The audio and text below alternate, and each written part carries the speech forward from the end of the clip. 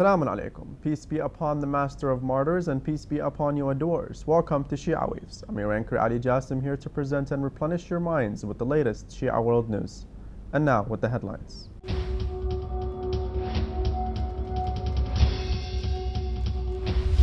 Call for Democracy Assembly launched in Bahrain.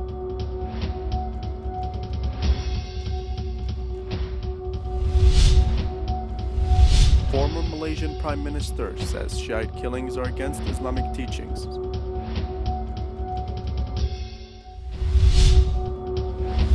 Islamic school wants students to excel.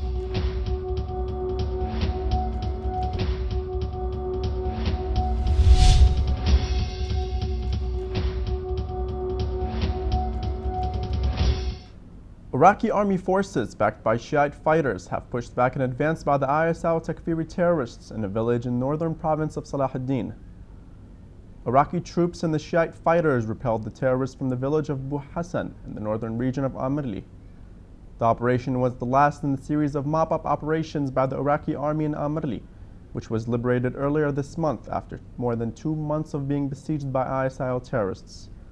The Iraqi government forces have at least killed 100 Takfiri terrorists in the troubled western province of Al-Anbar.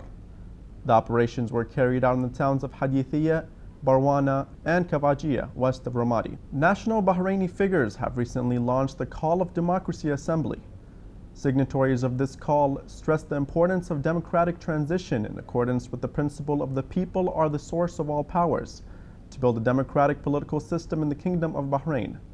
The event sheds light on the political and economic life that has significantly fallen back since the eruption of a nationwide movement for a peaceful democratic transition in Bahrain.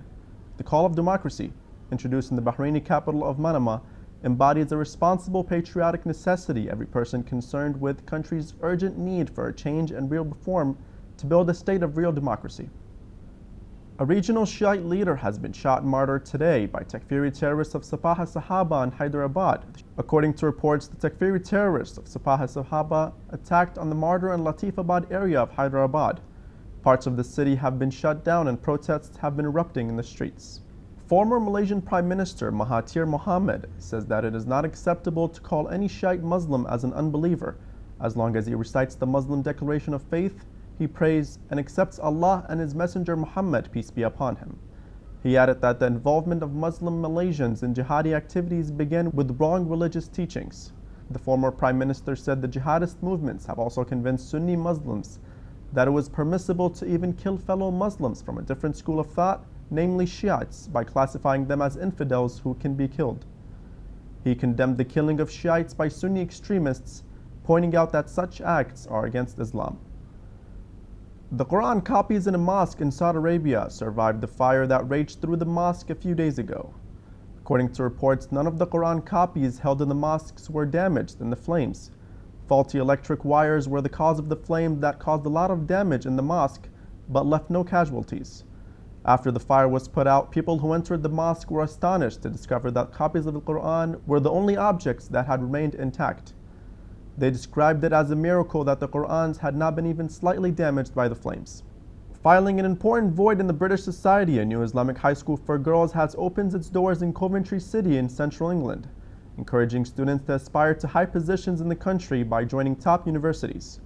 The secondary free school has just opened in temporary buildings in Lincoln Street, Foleshill. There are 400,000 Muslims in British schools, according to the Muslim Council of Britain. About 7,000 state schools in Britain are faith schools, roughly 1 in 3 of the total, educating 1.7 million students. Islamic schools in the UK have made remarkable achievements over the past years.